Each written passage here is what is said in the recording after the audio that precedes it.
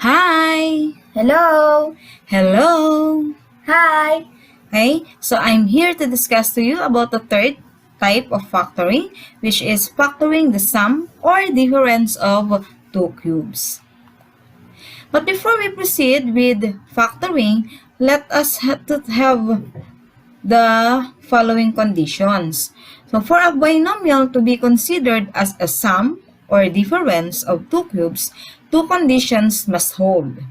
One, there must be two terms. Syempre, we have two cubes, so that's why both of which are cubes, or both the terms are cubes or perfect cubes. Then number two, there must be a plus or minus sign between the two terms. Okay? So for example, we have here a cubed plus 8. So this is an example of the sum of two cubes. You have to take note that we have here the positive sign or the plus sign. So that's why it is sum of two cubes, because the first term, a cube, and the second term, 8, are perfect cubes. Okay? So how are we going to factor the given binomial in the form of cubes? So let's have the steps. So the factors of the sum or difference of two cubes are in the form of a binomial and a trinomial with a special case. So for us to find for the binomial factor, let us have first the cube root of the first term of the given polynomial. So the cube root of this term a cube will be a, because you are going to extract the cube root. And then the cube root of the second term or the last term, which is 8, and the cube root of 8 is 2. Since we have here positive, so you have to put here a positive sign. So we have positive 2. So we already have the binomial factor.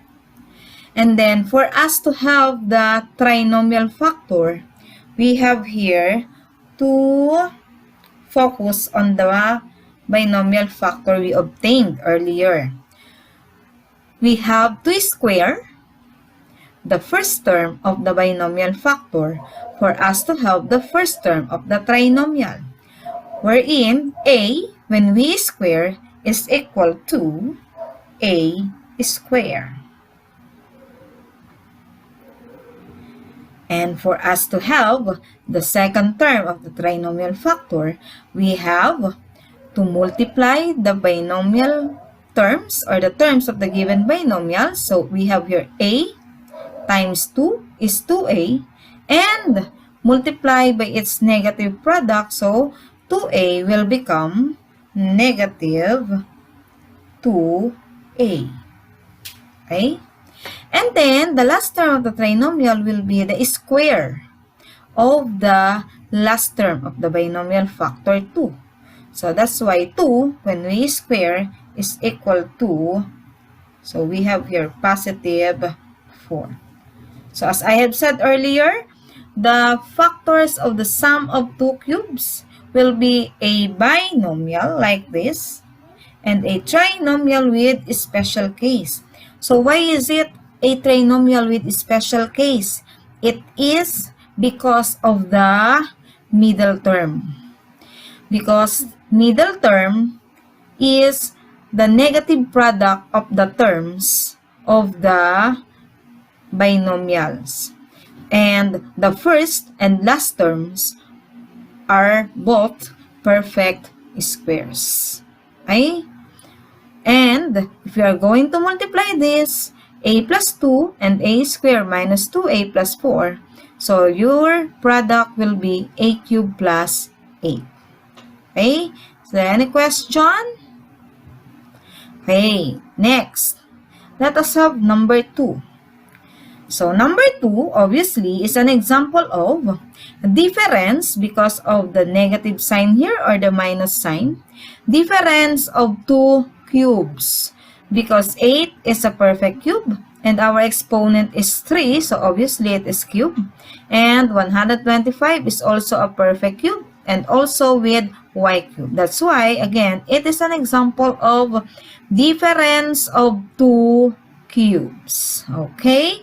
So just like what we have done on the first example, you are going to find for the cube root of the first term 8x cubed.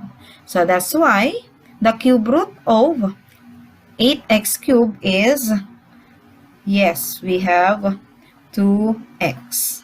Okay?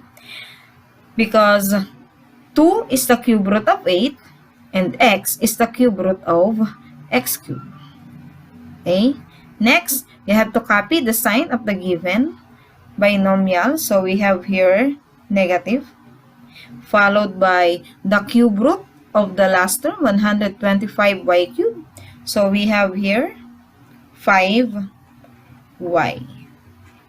Okay? So let's have now the trinomial factor.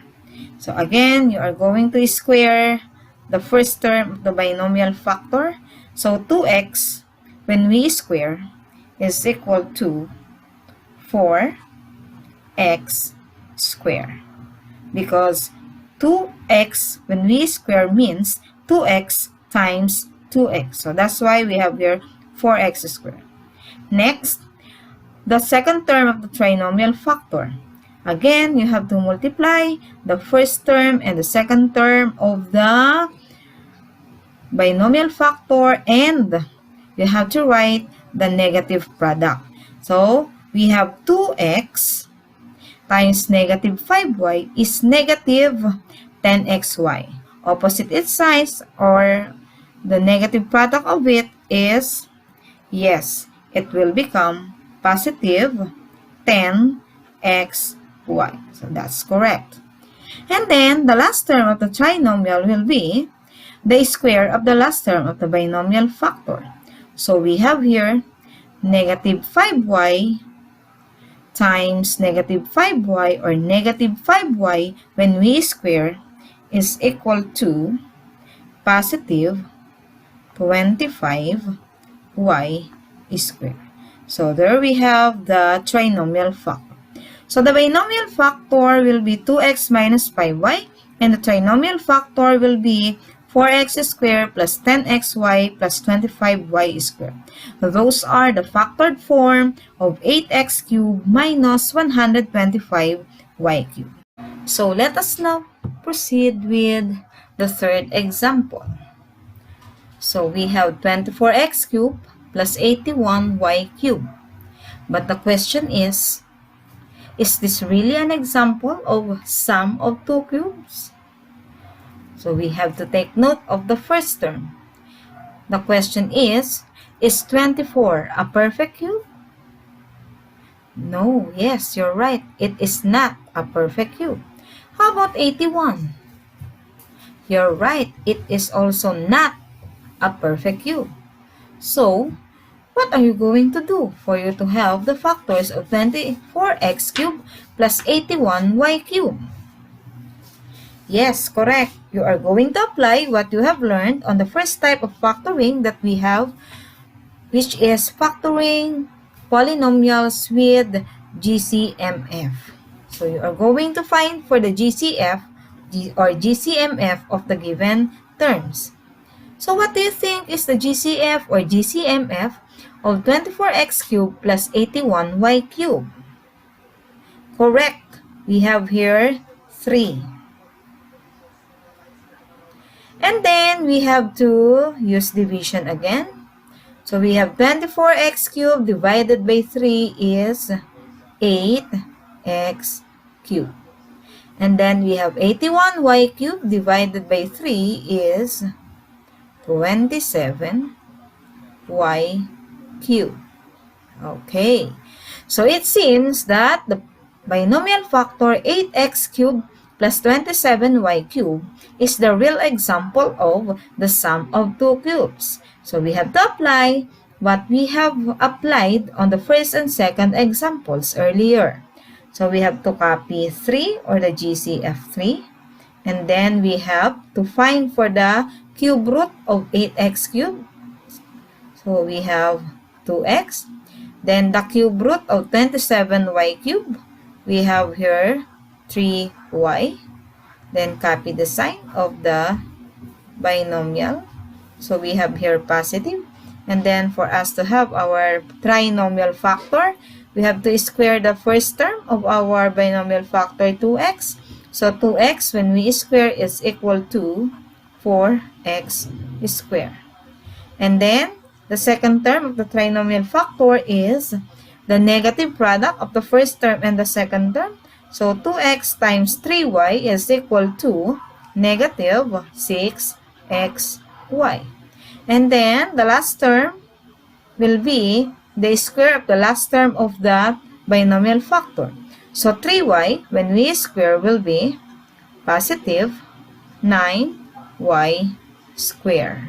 Okay, so there we have the complete factored form of 24x cubed plus 81y cubed, which are 3 times 2x plus 3y times 4x squared minus 6xy plus 9y squared. Okay, so is there any question? Okay, so I hope you understood our examples in factoring the sum or difference of two cubes. See you later!